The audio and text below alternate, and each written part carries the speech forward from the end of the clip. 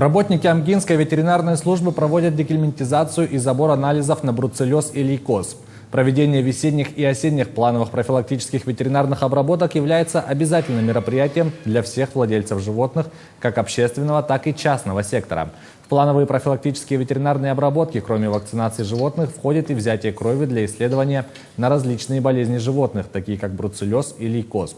Такие мероприятия проводятся во всех наслегах силами участковых ветработников и охватывают 100% голов домашних животных. Ежегодно проводим 2 раза в год забор анализов УКРС на лейкоз и на бруцеллез. Сейчас проводим противоэпизодические мероприятия с декельминтизацией в КФХ «Арас».